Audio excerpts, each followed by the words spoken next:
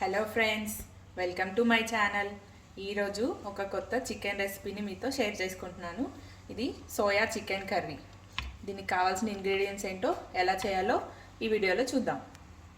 Ingredients: 1/2 kg chicken, 1 cup onions, కారం, ఉప్పు, అల్లం వెల్లిగడ్డ, గ్రీన్ చిల్లీ అండ్ కరివేపాకు, పసుపు, మిల్ మేకర్. ఇక నేను ఈ మిల్ మేకర్ 10 minutes పాటు వాటర్లో నానబెట్టి తీసుకున్నాను. మీరు ఏ సైజ్ మిల్ మేకర్లైనా తీసుకోవచ్చు. నేను ఇక్కడ మీడియం సైజ్ మిల్ మేకర్స్ తీసుకున్నాను.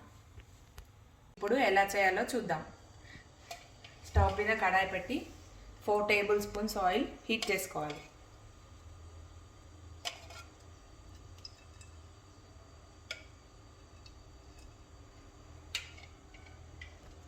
ఆయిల్ హీట్ అయ్యాక ఆనియన్స్ ఇందులో యాడ్ చేసుకోవాలి. దీంట్లో ఆనియన్స్ తొందరగా బ్రౌన్ కావడానికి సాల్ట్ వేసుకున్నాం. ఈ ఆనియన్స్ అన్నీ గోల్డెన్ బ్రౌన్ కలర్ వచ్చే వరకు ఒక 5 to 10 minutes బాగా ఫ్రై చేసుకోవాలి. ఆనియన్స్ అన్నీ ఇలా బాగా ఫ్రై అయ్యాయి కదా, ఇప్పుడు ఇందులో పచ్చిమిర్చి, కరివేపాకు యాడ్ చేసుకోవాలి. అలాగే అల్లం వెల్లిగడ్డ. ఇదంతా పచ్చివాసన పోయేదాకా ఒక 2 to 3 minutes ఫ్రై చేసుకోవాలి. ఇలా ఫ్రై అయ్యాక ఇప్పుడు దీంట్లో పసుపు యాడ్ చేసుకోవాలి.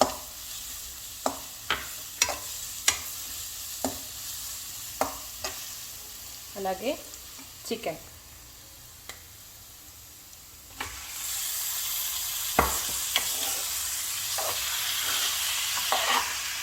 ఈ చికెన్లో వాటర్ వస్తాయి బాగా, ఆ వాటర్ అన్నీ పోయే వరకు బాగా ఫ్రై చేసుకోవాలి చికెన్.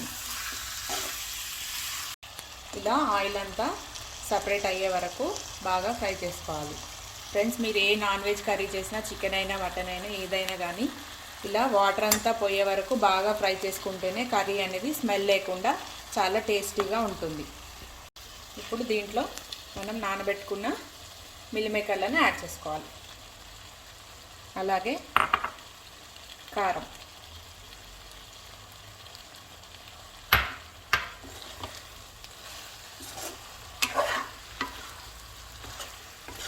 ఇప్పుడు దీంట్లో 1/2 tablespoon జీలకర్ర పొడి,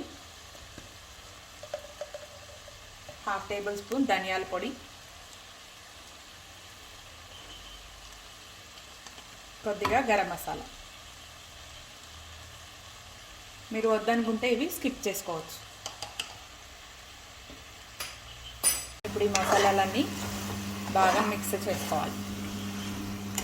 ఇప్పుడు ఇలా బాగా మిక్స్ చేసుకొని దీంట్లో 2 glasses వాటర్ యాడ్ చేసుకోవాలి.